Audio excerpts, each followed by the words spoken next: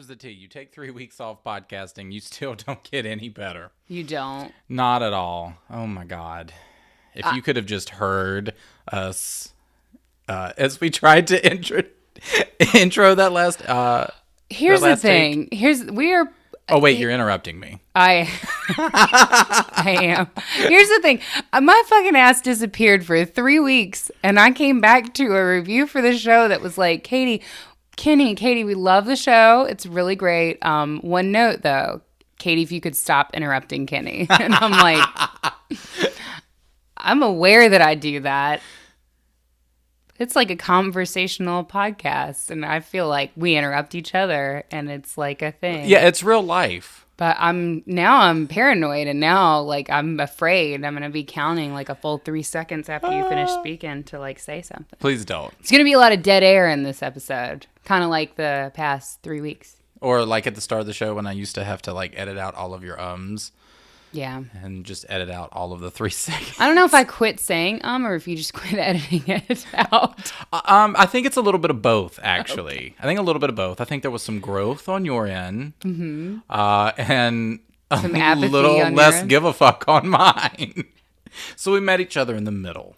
Yeah. Which was great. I'm fucking nervous. I just interrupted you again, and I'm like, oh no. I'm not going to be able to podcast anymore. I'm broken. I've been broken. I'm just going to sit here quietly while you tell me stories. How about that? No, don't do that to me. Would they like no, that? You know I'm not funny on my own. I can't do that. You are funny on your own. Don't disparage yourself. Except for that's what this show is about. Yeah, so if we're not disparaging ourselves, we don't really have a brand. So no, we don't. Yeah. But we do have a business. We do. We do, and we also have a tax return to file. But anyway, that's the administration corner, and that's not a fun place to be. Thanks, everybody, for hanging the fuck around. Yeah, definitely. Appreciate you. Like we've had to take a sabbatical. Yeah, and it's mostly me. I mean, I appreciate you using the royal we there. I love you for it, but I broke the fuck down, guys. And I'm not going to get super into it like on the show, but I got a bunch of family stuff going on, and it's not a great time. And we talk about mental health a lot on the show, and sometimes, you have to put your mental health first. And even though I missed you guys on the show and in the Facebook group, it was really important to kind of take a step back, make sure that the mental stuff is not on fire and driving off a cliff. And well, it's always on fire and driving off a cliff. Well, yeah, it's always on fire. Maybe if we could drive it off a smaller cliff. Yeah. Down the road instead of off the cliff. Just stay on the road. Yeah. It's fine if it's on fire. Just stay on the road. So I've been doing therapy and trying to like get myself together, so that's been really good. But just to anybody who's like struggling with mental illness or with just with keeping your mental health together, because sometimes it's really fucking hard depending on what life throws at you. Mm-hmm. Because it knows a fucking lot of combinations. It is like fucking Street Fighter in this bitch sometimes. But take the time that you need to take care of yourself. Because if you don't take care of yourself, every fucking thing else falls apart. Case in point. My life, a case study.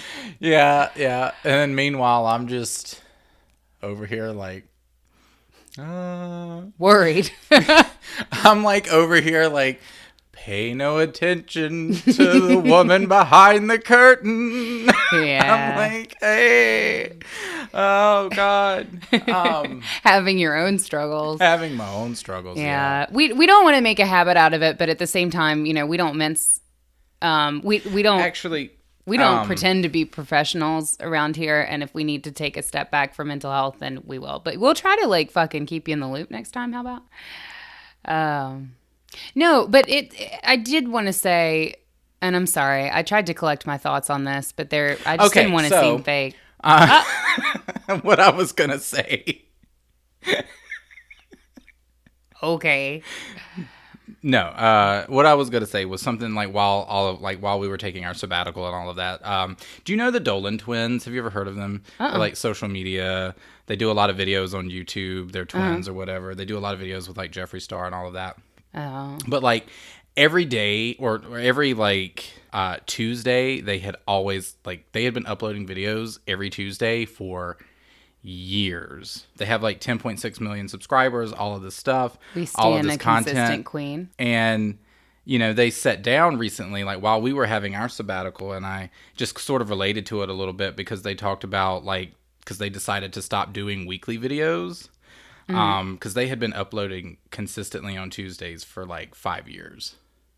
And they just talked a lot in their video about like the pressure it is to like always be on and always upload new content and sort of meet fans' expectations and all of that every week. And I just found it, I don't know, I just related to it a little bit because, no, we haven't been fucking that consistent for 5 years. We are not a consistent queen. But that still doesn't make it any less relevant. We really want to make sure that we keep the show about what we started.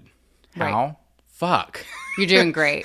You're doing really great. I was going great, and then it just happened. But, like, keeping to our roots. See, that's what happens when I don't interrupt him. What you don't understand is that that's how we thrive. Yep. We have to interrupt each other because sometimes we start a sentence and we don't know where it's fucking going. That's true. And we just, the other one just innately swoops in. Yeah, that's true. You think I'm cutting him off, but he has no words left to say to you. Honestly. It's not there. Mm-hmm, mm-hmm. That's true. That's fact. But I do appreciate your point, though, and that's kind of what I was getting at or trying to find a way to get at, is that while we want to be respectful of our audience, we know that you guys, look forward to the episodes on Wednesdays and want to listen, and we're really grateful that that we're what you listen to in the car or when you're folding laundry or when you're at work or whenever you listen to us. Fucking. Jerking off. Right. Please listen to us while you're fucking. It's weird. I don't know how that's going to work out for you. But if you can, if you do, send us an email. heartpodcast@gmail.com. That .mov file. Anyway, we want to be respectful of your time and, give you consistent content that is of the caliber that you want as a podcast, as a business, as whatever. And we respect that is part of it. So we don't want to just total mental health rain check you all the time. But at the same time, we both do this. This is not the way that we earn a living. We both do it because we love it. We love you guys. We love our community.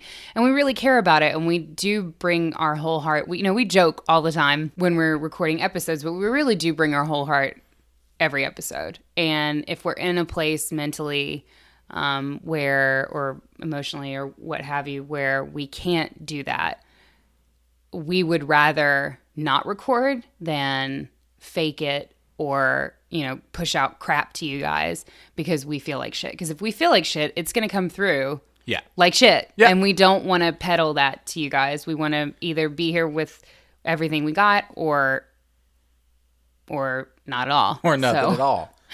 But we will, that said, I know we kind of didn't necessarily give a lot of great heads up this past time, and we will try to make that part smoother. If we had a fucking assistant who was level-headed, that'd be great, but we don't have that, so. Yeah, that's true. We've got our great murder mod squad. That's true. But we can't put that on them. They didn't ask for that. They didn't. They didn't ask for any of this, did they? Yeah, no. Not at all. Oh, gosh.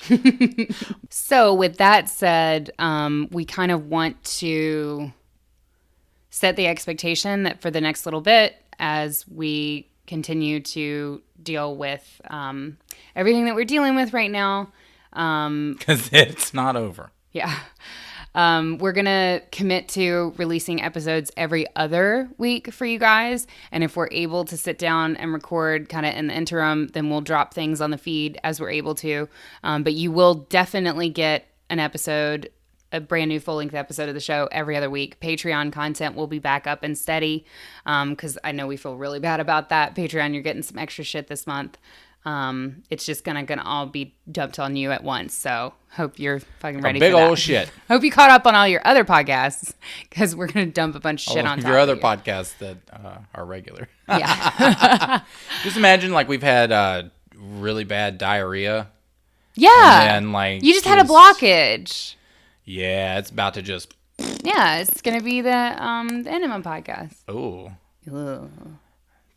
That's a section of Pornhub you don't want to go down. It's a weird corner. I've been there. Anyway. Have you ever heard of milk enemas? No. Don't ever look it up. I mean, it kind of just sounds like... It's exactly what it sounds like. Really? Yes.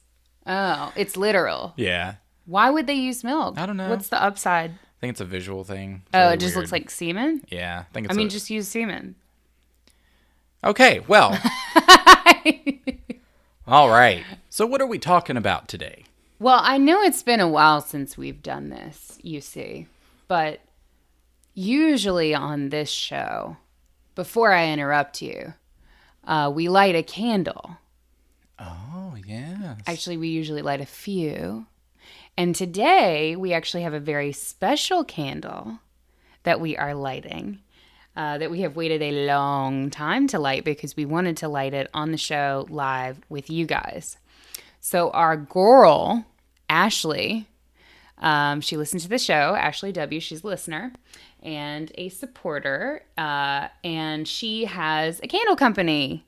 We love a candle company. We stand indie a candles. Candle company. What do you call them? Chandeliers? Candeliers. I mean, I'm a fan of chandeliers. I don't personally Chandlers. own any. I have way more candles than I have chandeliers, but candlers? No, there's a chandelier. Okay, yes, candle makers. Are they called chandeliers? Is that a thing? Yes, hold on. There's no way. No, I'm telling you, there is. Hold on.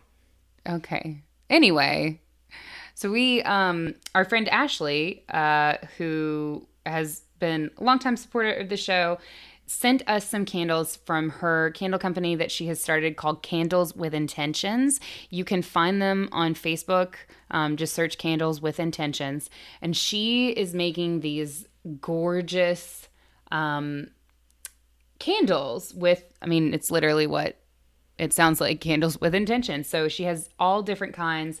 The one that she sent us was Season of Changes. And it's, oh my God, it sounds delicious. The ingredients are orange, cinnamon, nutmeg, bay leaf, and pink Himalayan rock salt. And Season of Changes helps place intentions on prosperity, money, attraction, luck, success, protection, and grounding. So, girl, we fucking need this. Oh, girl. We need some grounding. We need some protection. We need some luck and some success. And hey, girl, a little coin would not be bad either. Yeah. A chandler. Yes, a chandler. Chandler? A dealer in household items such as oil, soap, paint, and groceries. Also, a person who makes and sells candles. Oil, soap, paint, and groceries. Groceries. What, do they just haul all that through the street and they're like, hey, y'all need any house soap, paint, groceries. Amazing. All those things don't. What do you do for a living, sir? I deal groceries. I deal in groceries. Grocer. Oh, so you're a grocer. No, I deal in groceries. Okay. Lock the door. Yes. Anyway, so we have been waiting forever to light Ashley's candle because we wanted to do it on the show with you guys. So we are going to light this gorgeous thing now. I really can't express to you how gorgeous her candles are. You need to go to her page and look at pictures of her candles. They're gorgeous. She finds like unusual containers. Like I think she has some right now in some Samhain cider glasses, like antique drinking glasses. I like the stuff she puts in them too. So like the quartz will go in it, or bay leaf or whatever. So that's really cool. It's very cool. It's very cool. It's very witchy, and we know that she puts her whole heart into everything that she does with her candles too. So it's always great to be able to shout out somebody who is like really,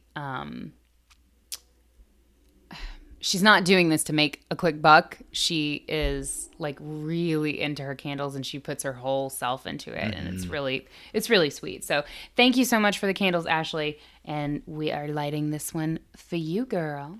For you. And as a celebration of our reuniting. Yes. And for October. Fuck yeah, October.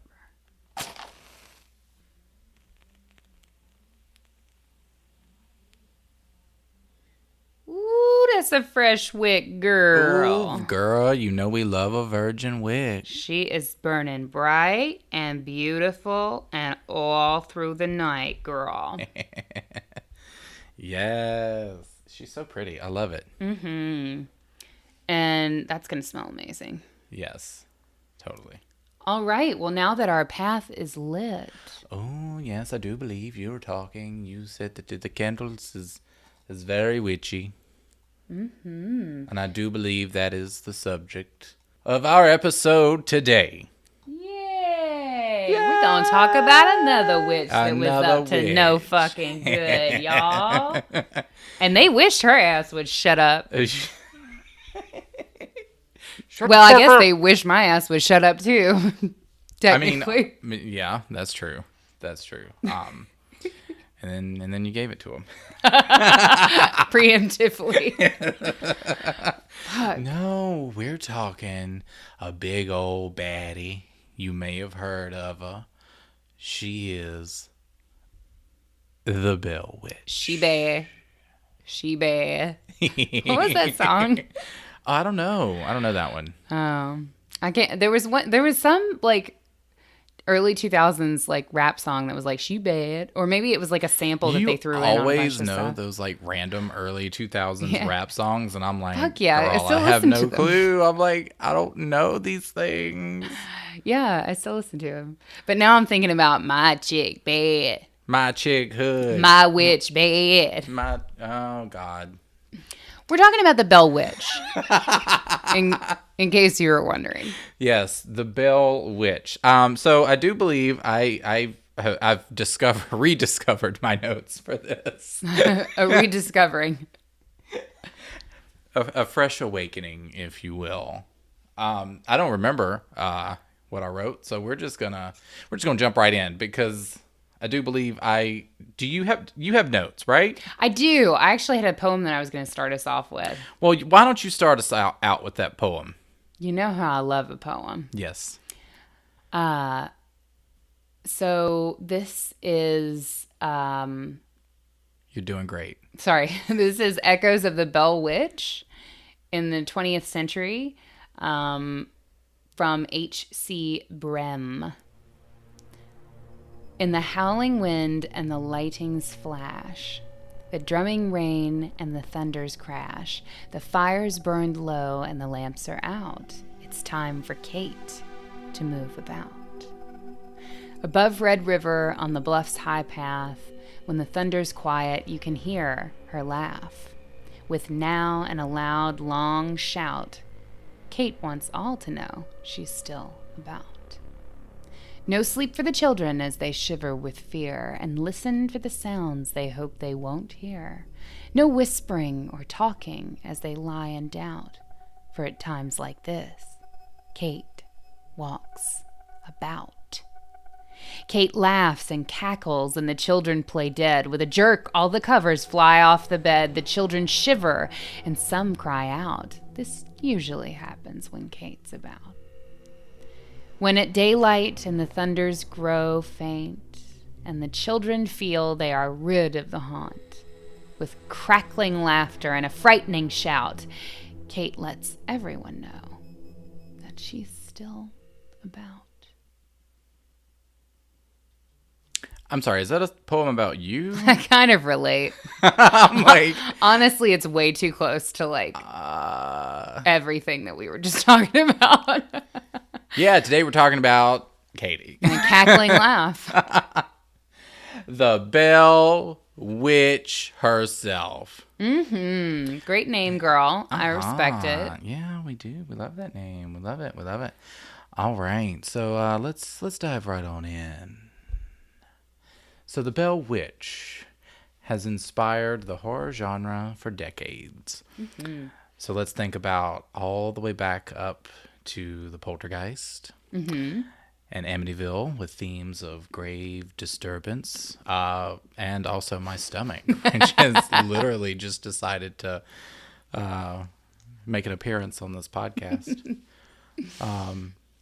From the Blair Witch. And even all the way up to our most recent film, The Witch. The Witch. The Witch. The Witch. Now, one of the most notable direct references to this story, of course, is in An American Haunting, which was released back in 2005, starring the great Donald Sutherland and my favorite prom queen, Sissy Spacek. I didn't realize that movie was like so long ago. It's like almost 15 years now. Shit. So we've seen TV shows about this, documentaries, ghost hunters exploring the Bell Witch Cave. This is honestly one of those amazing stories that has that particular type of longevity that sort of resurfaces every so often in our media. Well, it's... A lot of people consider it to be America's greatest ghost story because it involves... Because it's a great ghost story. Because it's a real good one, and it's ours. I tell you what, I saw that witch in that cave. Well, I mean, there's a lot of...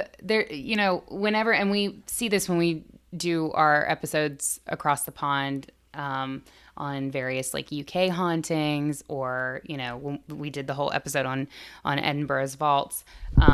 There's no shortage of material for ghost stories across the pond, but here in the States, there's a lot less, I guess, substantiated eyewitness accounts, and that's probably because like witch fever didn't hit us as hard over here in the States. I mean, the people of Salem would have something to say about that, but that was really the Salem witchcraft trials.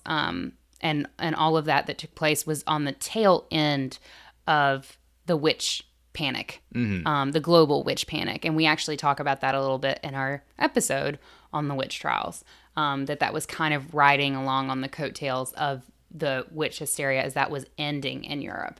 Yes.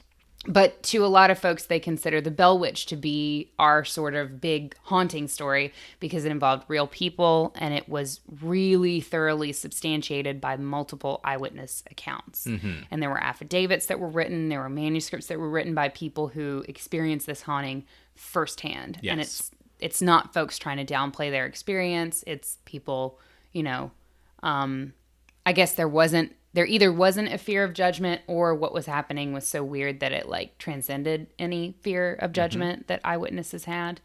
So this is generally considered to be a pretty solid ghost story, although of course there's always skeptics. Oh yes, and I do believe we have a very notable eyewitness that we'll get into in the story a little bit later. But in speaking about the story, stories often, or what happens as it goes from word of mouth, especially in small towns, and as time goes, then the story sort of becomes legend. So what is the story of the Bell Witch? And that's what we're here for today, folks. You're probably like, would you please just fucking tell me the story? What is the fucking story? Instead of telling me the fucking significance of the story, if you could just tell me the story, that'd be fabulous. Listen, you're going to listen to every single fucking thing I have to say, and you're going to listen to me say it in this voice, and you're going to like it, because that's what you're here for. We're back in your holes, and you're going to like it. Anyway, so the story begins in the late 18th/early 19th century and centers around a particular family. Can you guess their name? Bell? Bell. Oh. Hales Bells. You got it right. Yay. The Bells. Now, the Bells were originally from North Carolina, but had moved to the Tennessee area in the 1800s, to Red River, Tennessee, which is now called Adams, Tennessee. Do you know why It was called Red River? No, do you know why they renamed it to Adams, Tennessee? I don't know. Do you know, like, I wasted the most time when we were researching this topic trying to figure out why Red River, Tennessee was renamed to Adams. Because I feel like Red River is, like, so much fucking cooler, right? Yeah. Mm-hmm. Yeah? Yeah. Probably some asshole just bought the town and then he renamed it after himself. After himself? Yeah. If you're from Tennessee and you know why Red River, Tennessee was renamed to Adams, Tennessee, if you fucking live there, send us an email at the hauntedheartpodcast@gmail.com. Thomas Adams came in and he's like, I, Thomas Adams, will rename this Red River, John Tennessee. Adams. After I was going to go John, but then I was like... Went on down and bought a town in Tennessee. I was going to go John, but then I was like, let me just go Thomas. But what I found when I was researching why it was renamed unsuccessfully, it is like 45 minutes outside of Nashville, which I didn't realize when we first started researching this story. Oh, snap. And I'm going to be in Nashville like next week. Bitch ain't gonna have no time to go 45 minutes outside of Nashville. But I'm kind of like, I'm there for a work conference, but I'm like, could we shave like 2 hours off of one day and just kind of go on out in the dark? You just dip out early? I don't know. If you live in Nashville, Haunted Heart fans, and you want to pick me up and take me out to a fucking haunted ass place in the night, just let me know. Okay, but let's just... Okay, all right. Well, no, we're not going to just let anybody do that. Let's just clarify. No, we may have a particular set of people that we could trust with that from our Facebook group. We might need a scanned copy of your license. Yeah, we'll need a scanned copy of your license. We'll need a semen sample. Just for our records. Just for our records. We just need it. But what if I'm a female? We still going to need a semen sample. Just figure it out. Ask your friends, maybe. Ask your friends, primary care physician, whatever. That's also a weird corner of Pornhub. Yeah. Okay. I've heard about it. People have told me about it. Okay. But no, if you are in Nashville and you want to get together, let me know. Yeah, hit up the Instagram. Because I won't be there. Hit up the email. I mean, you can fucking come, but you have to take time off work, which wouldn't be fun to you. No. So, also, now that we've made this whole circle and talking about why this fucking town has been renamed, which we still didn't get an answer to. This is probably why they hate me interrupting you. Oh, by the way, I'm going to be in Nashville. Fuck this guy. If you want a sad drink with me. Sad drink, yeah. Come on over. So we have the patriarch of this family, this Mr. John Bell. He was born in North Carolina and was an apprentice barrel maker. Really? Which was really interesting. An apprentice, like you're not an actual barrel maker, you're an apprentice. Well, do you know, was it whiskey barrels? Fucking barrels. I don't know. Because, well, it actually, it does, it makes a difference. Like, it's actually really hard to make barrels, and you have to, like, work at it and, like, apprentice for a while. So it's actually not unusual that he would be an apprentice barrel maker, because it's, like, really hard to become, like, I guess, the head barrel maker in charge. Well, he said fuck that, and he turned to a farmer. So yeah, barrel making's fucking hard, dude. He was like, "I'm done." You have to like get the tension right and like curve the boards right. It's painful. He didn't get the promotion, so he said, "You know what? 2 weeks. I'm out." He said, "I'm striking out on my own. I'm gonna be a farmer." He said he was gonna be a farmer. Yes, he did. I respect it. It's an enterprising spirit. He did. So he became a farmer, married his wife Lucy, and they had a very successful farm in North Carolina, and decided they wanted to move their farm and business to good old Tennessee. So that's what they did. I respect it. I respect both of those states. Now, in Tennessee, the Bells were just as successful. I believe he purchased land upwards to 320, like some odd acres is what I read. Mm-hmm. Had a rather large cabin built for his family. So he was, all right, Mr. Farmer, Mr. Man, you reaping and sowing. Providing. providing. Doing it. He's a provider. He's a provider. That's what we appreciate. He's trying. He's trying to provide. Trying to provide. He's an apprentice provider. I mean, I think he did pretty well. He's an apprentice provider. I don't know. We have different definitions. He stands so well against Kate, did he? That's okay. Well, we'll get into that. A provider would have handled that situation. So one day while he was out providing, inspecting his crops, the story goes that he came across a very curious looking animal. Now, supposedly the animal had the body of a dog and the head of Katie. And it just screamed at him incessantly. But it was really just me, like, wrapped in a lot of blankets, having a nervous breakdown. It was an emotional Katie burrito. And her head popped out, and she just gave him the fucking Chihuahua dog death stare, and then... And that's how the legend began. That's how it ended. All right. See you next week. That's it. That's the haunting. No. It had the... body of a dog and the head of a rabbit. And when he saw this creature, what did he do? Well, we're going to shoot it. Hell yeah, man. Here's the thing, though. I feel like body of a dog, head of a... I'm not expecting rabbit. Like, how did you know it wasn't just like a small dog? You know what I mean? Like... just seems weird. Like, body of a dog, head of a bird. Okay, it's fucking strange, right? There's something afoot. Okay. Something's afoot with that. Body of a dog, head of a rabbit, maybe it just has, like, deformed ears or, like, maybe something, I don't know. Like a little Cocker Spaniel. Yeah, maybe it's a fucking Cocker Spaniel. Oh, poor... I hope it wasn't. I mean, I hope it was some strange eldritch creature. And not the sweet dog. No, now you've got me thinking. Yeah, well, it's just like, it's so like, I don't know. It's ambiguous and it makes me uncomfortable. Right, like it could be any number of things. Like it's not as like a stark contrast like, body of a dog, head of a snake. Fucking ancient god. Head of Cthulhu. Like, yeah, absolutely. Shoot away. No, yeah, definitely. Please shoot away. So he shot at it. It went away or it disappeared. And then later that evening, after his family sat down to dinner with a pot that did not consist of dog rabbit stew because he couldn't, apparently he wasn't a great aim, they started hearing things. Knocking and banging on the side of their house. And this continued for many nights.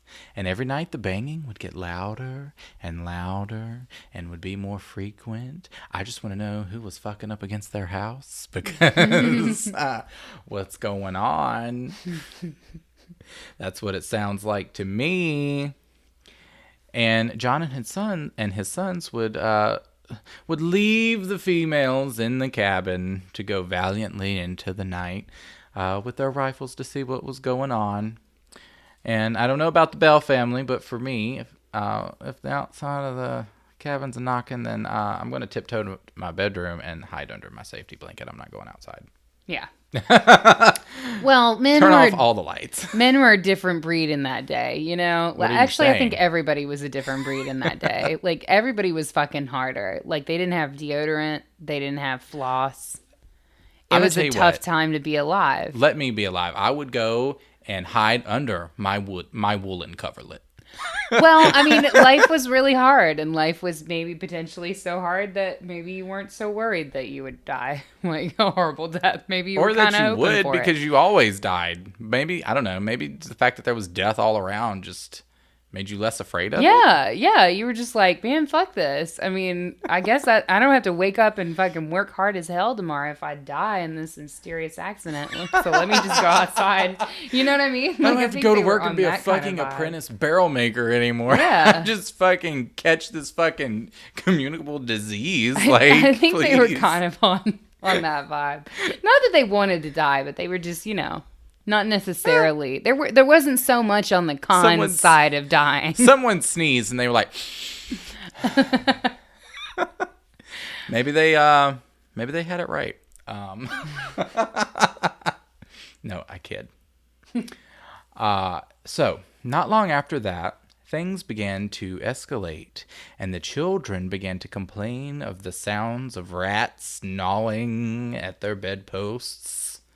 Which, if we think about the fact that this is a farm in the 1800s, then I don't know why that would be so concerning. I don't know. That's the one. That one got me. Really? Yeah.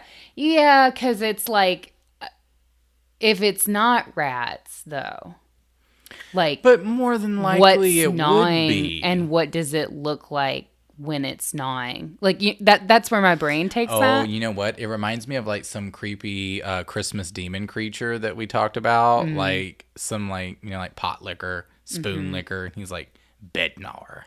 Yeah, well, I think it taps into this like I think it must have been Supernatural, the TV show.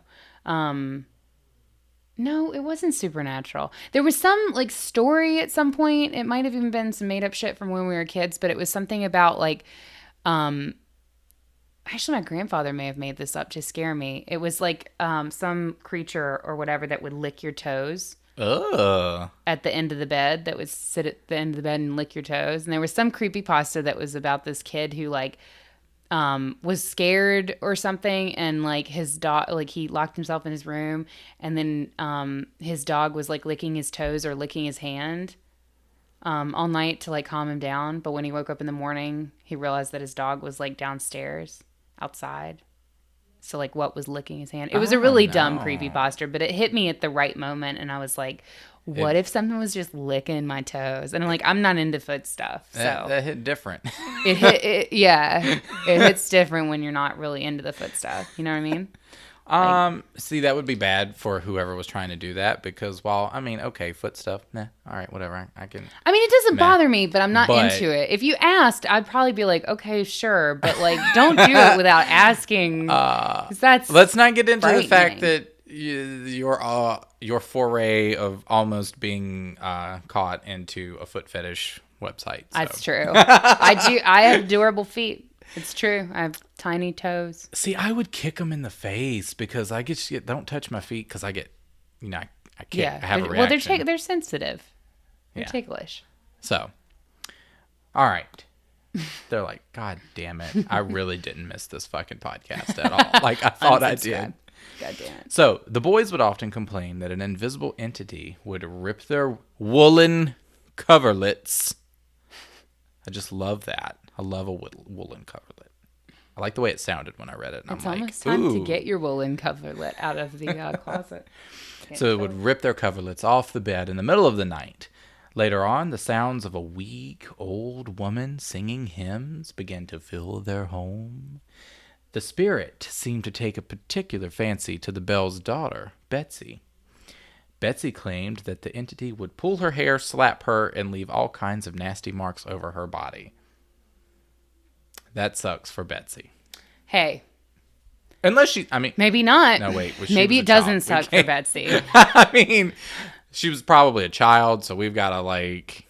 That's true. I mean, 14, though, in 1800s time is like 37 now, Past her prime. Yeah, honestly. Honestly, Betsy, take what you can get, babe. No, I'm kidding. I'm kidding. Here's the thing about the bed covers, though. Fuck that. Bed covers are off limits, bitch. This woolen cover, that's an unwritten rule. All the scary stuff has to stay on the other side of the woolen coverlet.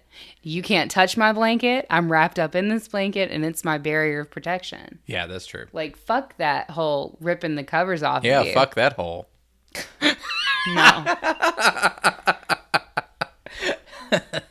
And they toss their pillows on the floor. Yeah, God, man, that fucking sucks, you fucking bitch. It's probably like a straw floor or some shit. It's dirty. A straw bed. Got some sitting fucking on a fucking rats, straw floor.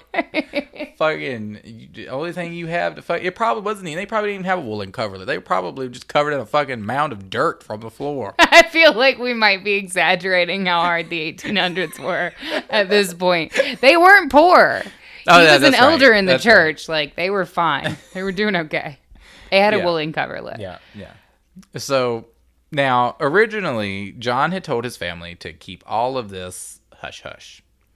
He didn't want anyone to know what was going on because, you know, I mean, you're going to sound crazy.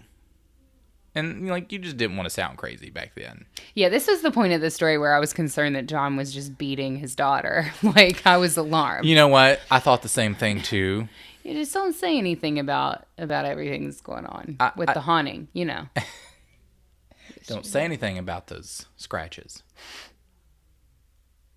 Awkward. Okay. So, but it did reach a point where he had to share what was going on with his neighbor, James Johnston. Now, the Johnstons were very close with their neighbors. The sons played together. They had a very dads at the barbecue type relationship, from what I gathered. Mm-hmm. Yeah. Okay, I'm into it. Sorry, I thought it was an innuendo at first, and I was trying to understand. No. But you just meant dads hanging out at the barbecue. No. Got it. So the Johnstons decided to spend the night, and when they experienced the same aggressive behavior from the spirit, James grabbed his Bible and demanded out loud for the spirit to tell him who it was and what it wanted. There was no response. But reportedly, the rest of the night was pretty peaceful. All right. So there's that.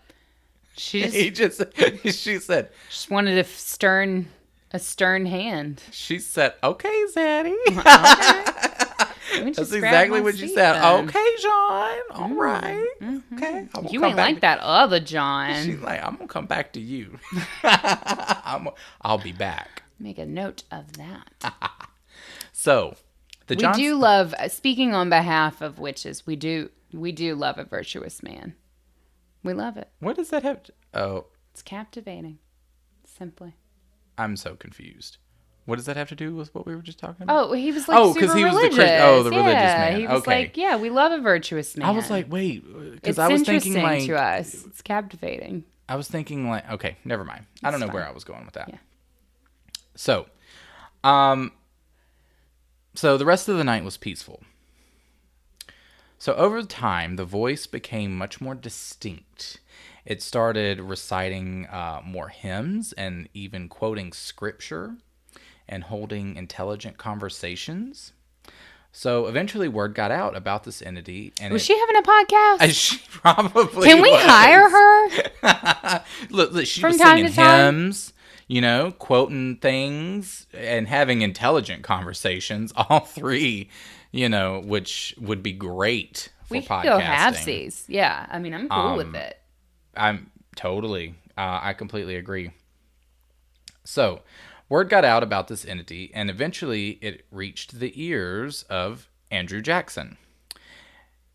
Now, I just kind of feel like Andrew must have been kind of like a spooky kid at heart, because when he initially heard about this shit, he was like, let's go. He was like, I need to know. Let's go right now. He's like, he was us about it. He was literally like, we just fucking had a battle. Let's go. All right, we're done. We're done here. We're going to go to this fucking haunted house. We need to check out the haunt. Come on. Yes. So, Jackson pulls up with a few men, some horses, and a covered wagon. And when they reach the property line, the wagon stopped. Now, the horses were unable to pull the wagon any further.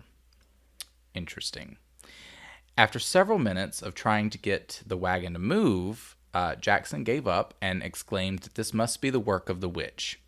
Once he did that, a disembodied voice was heard giving them permission to pass and that it would see them all later that evening. All right, I'll see y'all on a little later. She said, you know what? I'm going to come back for all you motherfuckers. Every last one of them. She said, let me get my hair right. She'd get her hair right. Yes. So, one of the men, apparently, that was in this little, like, group of men, claimed, so they stay the night. A flock of men. Yeah. Are you talking about the witch tamer? Yes. I liked this story. It was great. So they decided that Jackson's little squadron or whatever decided that they were going to stay the night. And one of the guys decided that he was a witch tamer, apparently, which is a profession that I was not aware of. But sounds very interesting. If there are any out there who would like to try. But basically he was trying to have some sort of like interaction with the entity. And after a couple hours with basically no activity, this witch tamer guy pulled out a shiny pistol and proclaimed that the silver bullet inside it would kill any evil spirit that it came into contact with. And then he went on to say that the reason nothing had happened to them was because whatever had been disturbing the bells was scared of his silver bullet. Yeah. Which is interesting claim to make. And I don't think that Kate liked that very much. I don't think the Bell Witch liked that very much because immediately the man began screaming and was jerking his body in all different directions and complaining that he felt like he was being stuck with pins and beaten severely at the same time. A strong, swift kick to the man's posterior region. Posterior. A kick in the ass. Yeah, she kicked him in the ass, literally, and sent his ass out the front door. She literally kicked him in the ass, and he like went out the front door. Amazing, an icon. Of course, she's pretty pissed off, right? Yeah. So she speaks up and announces that there was yet another fraud in Jackson's party, and that he would be identified and tormented the following evening.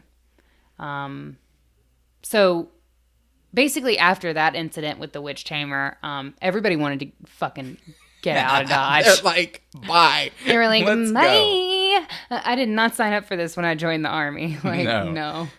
But Jackson was like fucking about it. That's what I'm saying. He was like, yeah. He was like, nah, we got to figure out who the other fraud is. He was like, yeah, a fraud? Too. What? Fuck that. So eventually everybody went outside to sleep in their tents, but they kept begging Jackson to leave.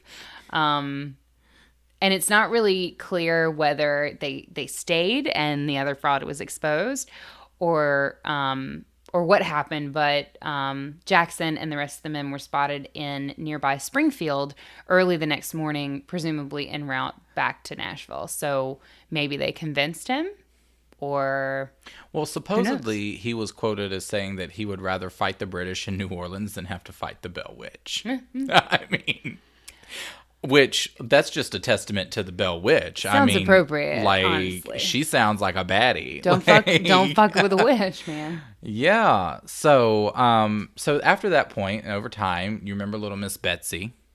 Mm-hmm. She became interested in a man by the name of Joshua Gardner, who lived not too far away from the family, and the parents, the Bells, gave their blessing for them to marry. And, it was a pretty happy occasion. But, apparently, our girl, she didn't like it too much. Supposedly, the witch spoke to Betsy and essentially tried to tell her not to marry him.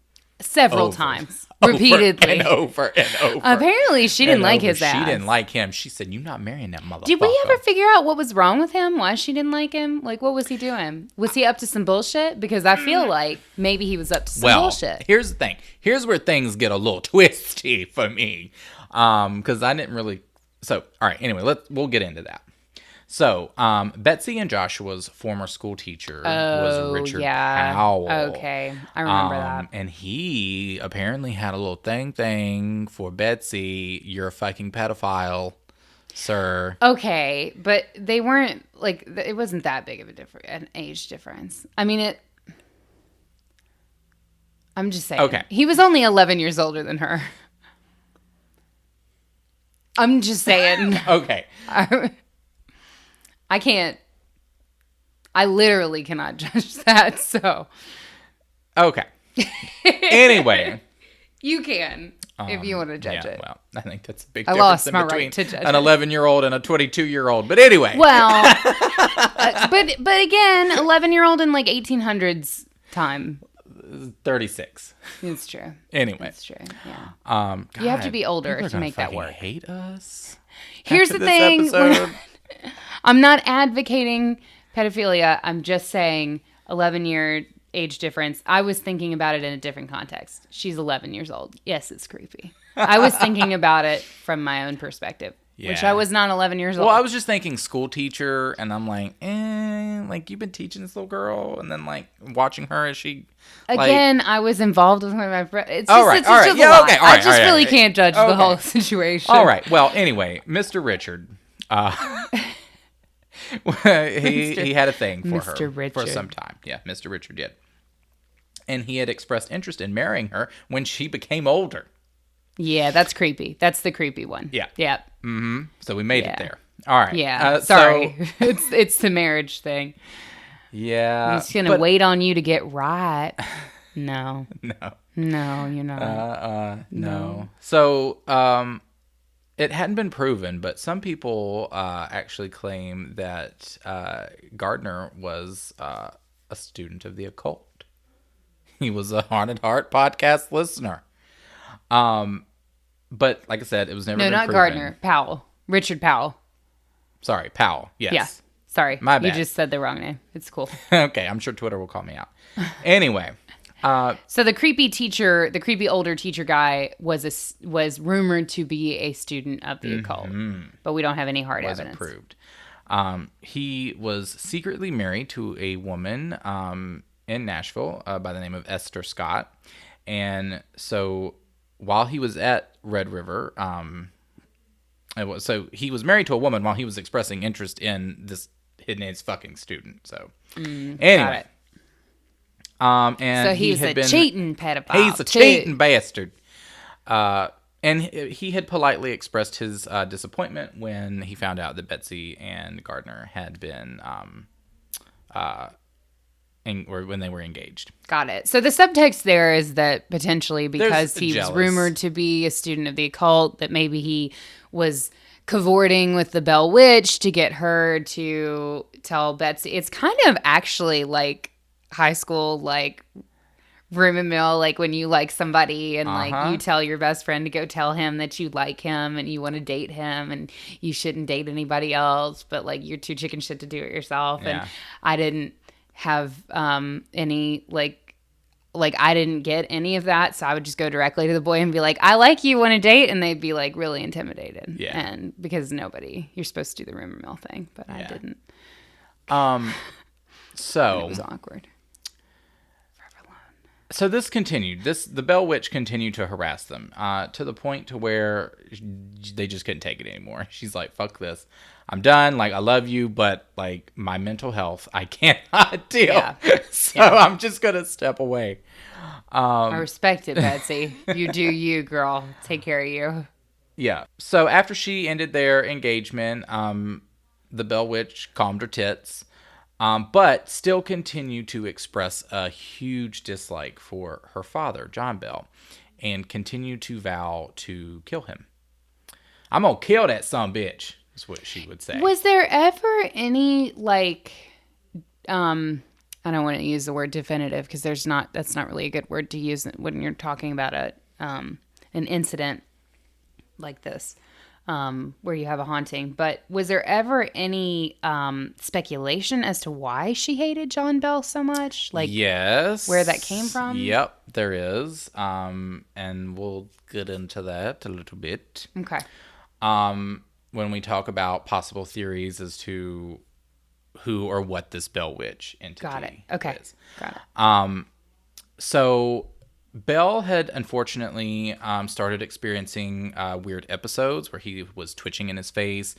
He couldn't swallow, and that happened for almost a year. And it just sort of it got worse with time. And then by the fall of 1820, he had been sort of confined to the house due to such poor health. And the entity apparently would torment him even then, removing his shoes when he would try to walk, slapping his face when he experienced seizures. And she could be heard in like this really just fucking loud ass witch voice, just cursing and chastising, quote, old Jack Bell, is what she would often call him, supposedly.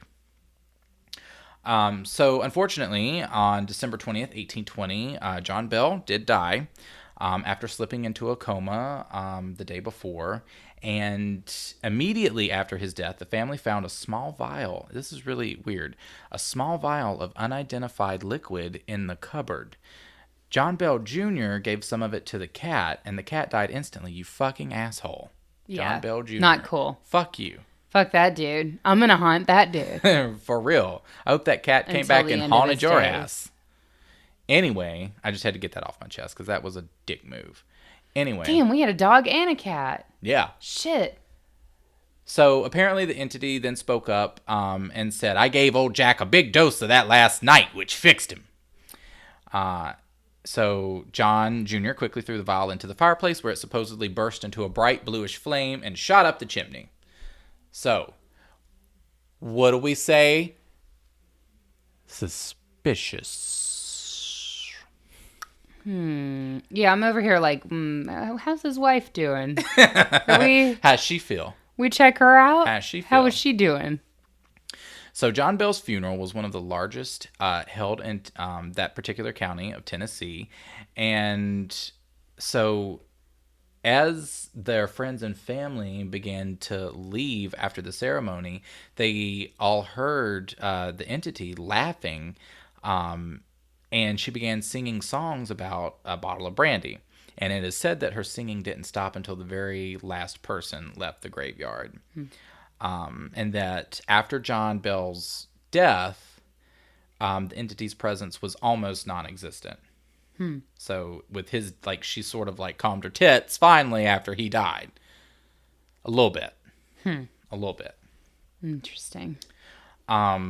So in April of 1821, the entity visited John Bell's widow, Lucy, and told her that it would return for a visit in 7 years. Which is weird to just show up and be like, hey, girl, I'm going to see you in about 7 years. Okay. It's kind of like us when Bye, we girl. say on our last episode in September, hey, we'll see you next week. Hey, girl, we're going to see you next week. We meant the other week. No. The other week. Other week. Oh, no. Hey, we'll see you a week. That's why whenever I leave a place, I'm like, I'm see you when I see you. See you when I see you. That's our new sign off. Fuck, stay spooky. See you when we see you. We'll spook you when we spook you, girl.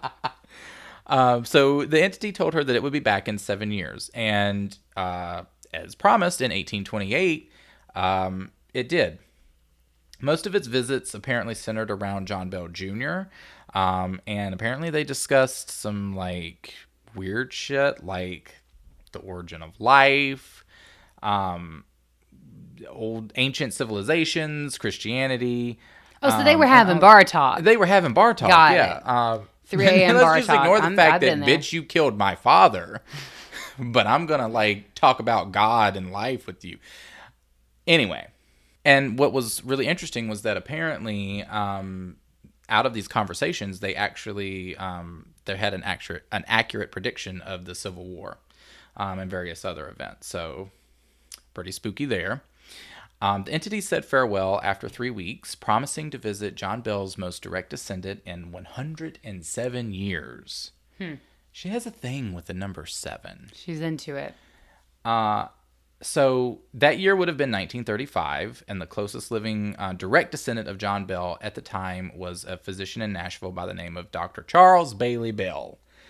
And Dr. Bell himself wrote a book about the Bell Witch, but no follow-up was published, and he died in 1945, and I don't believe that he particularly had, like, talked about any experiences that he had with the Bell Witch.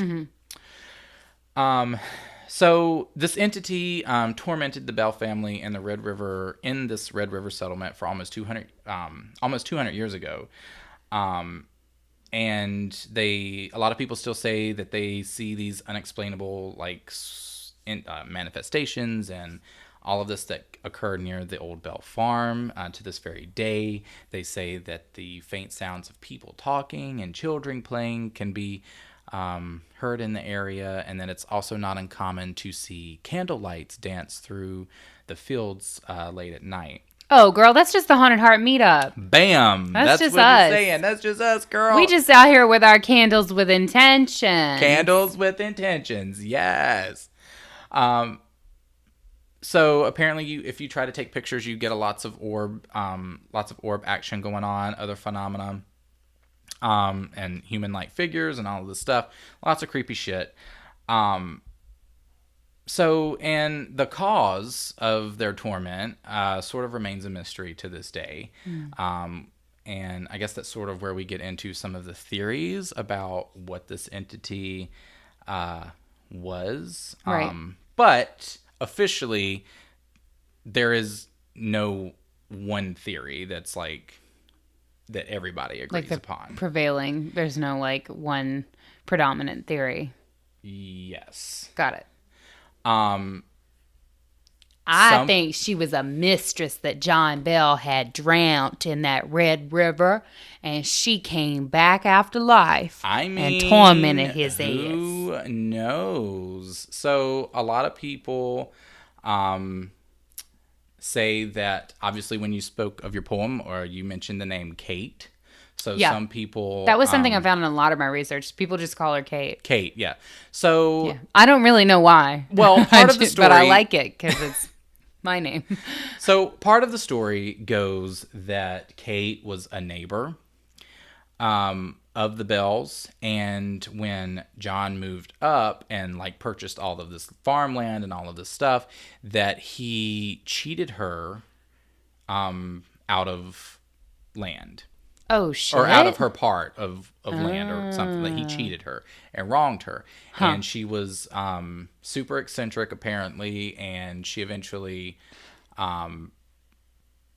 she died, whatnot. And so that's a theory, that this was a vengeful, spirit of Kate, the neighbor. Sounds plausible. Yeah, I could believe that.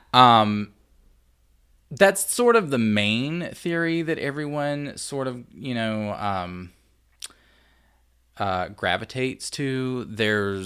You mentioned something about, that awkward bit of abuse or something like that, like with the daughter. Oh, yeah. So I do believe there's some, rumors that circulate in that area as well about, what was going on behind closed doors. I think there's some incest rumors, if I'm not mistaken, that some people... Oh, that seems like a thing to just throw out like that. Maybe there was incest. Who knows? Just putting it out there. Personally... Are we sure there wasn't? Well, so, I mean, I don't know. Anyway... personally, I hadn't read anything in the historical record, though, that would make me say, we're joking around or whatever, but I haven't read anything in the historical record that would lead me to believe that John Bell was, abusing or, being incestual or... Maybe it was molestation, not incest. Oh, just a molest. Got it. Just a light bit of molest. That's good. No. No. I just didn't take him to be that type of dude, I didn't either. When I was researching. He didn't come off as that type. He seemed like a pretty decent dude who was just kind of trying to provide for the family. Yeah, so I personally sort of draw an eye to the neighbors, actually. Mm-hmm. So I just think that it's rather peculiar that, I don't know, my eyes just draw to the name. I'm looking at the neighbors. You said that they were friends, but are you really friends? Was there something going on there? And I just don't trust it. Oh, so you're saying that there may have been abuse, but it maybe wasn't necessarily John Bell who was carrying out the abuse, that maybe there were that maybe the neighbors could have been suspicious characters as far as I just think the neighbors abusing? were suspicious characters. They're Christians, okay? Well, there's that. Yeah. Interesting. Okay, so you're thinking that maybe like some of the knocking and stuff could have been their neighbors, like just being assholes or... Yeah. I mean, it sounds like a cool-ass way to spend a Saturday, I'm going to be honest. Especially in the 1800s. I mean, there ain't shit else to do. I mean, no, there's not. You can't watch the Halloween movies on Amazon Prime. You just got to go create your own Halloween movie. Yeah, I just don't... It's just something when I was researching, because they just talked about, like, how close, like, the families were. I mean, just as a general rule of thumb, I just don't trust your neighbors. That's all I'm saying. Don't trust your neighbors. Yeah, or your creepy school teacher who may or may not be into the occult and possibly... Hey, that motherfucker probably listened to this show, though. Summoning a fucking witch demon so he could, get his little, whatever it is that he wanted from little Betsy. I love that he, instead of befriending someone close to her and trying to like persuade her with sweet niceties, he just summoned a witch demon. Yeah. That's true love. Don't even really think a witch demon is actually a thing, but like it's cool. That's true love. That's true love. I mean, I'm into it. So yeah. Nobody really knows. Was it the neighbors? Is it the school teacher? Was it someone that he pissed off? Who knows? Again. I mean, I'm looking at the Widow Lucy, honestly, though, because we didn't found the bottle of poison. A demon or a witch don't need to poison your ass. Awkward. Like, I mean, but it's true though. Like, we gonna get you. But like, why would we need a very why would an ethereal entity who's haunting this place need a very corporeal bottle of poison to kill the man? Mm-hmm. Just very interesting. I'm just saying. Do we have any descriptions, like any detailed descriptions of the Widow Lucy at his funeral? No. Do we know if she was truly upset? Maybe she was crying like, those fake YouTuber beauty guru tears. Maybe she was pulling a Laura Lee on him. Oh, you had to bring that up. It's pretty Maybe good. She did. I don't know. Epic. But I'm going to tell you what, the Bell Witch sounds like a bad bitch to me. She do. I like her. I'm into I'll keep an eye out for her ass in Nashville. Oh, yeah. Kind of makes me nervous, though. We ended up releasing this one a whole lot closer to my Nashville trip. So I'm kind of like, girl. Yeah. We going to be all right? It's going to be all right. And I'm going to be there on the 27th. Oh. The 27th at 7. Fuck. I'll make sure I'm busy. So if any listeners want to come spend the night with me, protecting me from the fucking Bell Witch. From the Bell Witch. I just want to imagine, like, I just sort of have this fantasy of, like, the Blair Witch and the Bell Witch. And like a face-off? No, I was going to say more of, like, a cute little, like, coven. Do you think they would be besties, or do you think they would be like frenemies? And they'd be like, "Oh, Bell Witch versus the Blair Witch. Who would win? Let us know. Who do you think would win, the Bell Witch or the Blair Witch?" I feel like the Bell Witch would win. I don't know. That Blair Witch was a nasty character. She was an evasive ass bitch. I appreciate a direct ass bitch who says, "Look, I'm gonna kill you," and you know what? I'm coming back in 7 years. And where's she at? On time. Shows up 7 years later on the dot. That's true. Boom. But what happened to her after that when she said she was coming back in 127 years? You know what? People don't have to tell everything that happens. Maybe he had a pleasant evening. Maybe he had the best night of his life. He said, I ain't... Yeah. And he said this night was just for me. Maybe that's the case. And maybe when that happened, she told him when she was coming back. And he said he was going to keep that little bit to himself. And you don't know when she's coming back. So there's that. I do want to say before we begin to close out, I do have to throw out a podcast recommendation for this. If you go listen to after you listen to us or before you listen to us, I don't really care. Southern Gothic did an amazing episode on the Bell Witch. Ooh, so really? Yeah. I haven't heard this episode.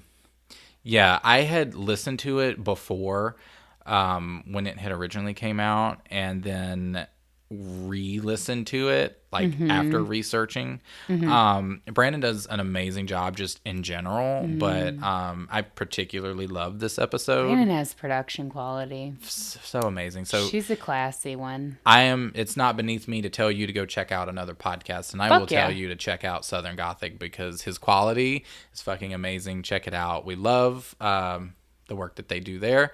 So there you are. Definitely listen to it after you listen to our episode on it, though. So, I mean, maybe, you said before or after. I don't really give a shit. I don't care. Oh, I do. It ain't gonna. We go ahead and listen to him after for sure. I don't care because we gonna let you down if you listen to him first.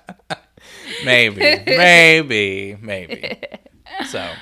Awesome. All right. Well, our episode. It's in the books. Yeah. It's in the fucking books. I can't wait to switch over to fucking GarageBand and find out that this episode was never recorded or that it's just an hour of the Bell Witch screaming into your ear holes. But either way, I'm fucking releasing it. Wouldn't that be awful? It's going up, folks. Yeah. So here you go.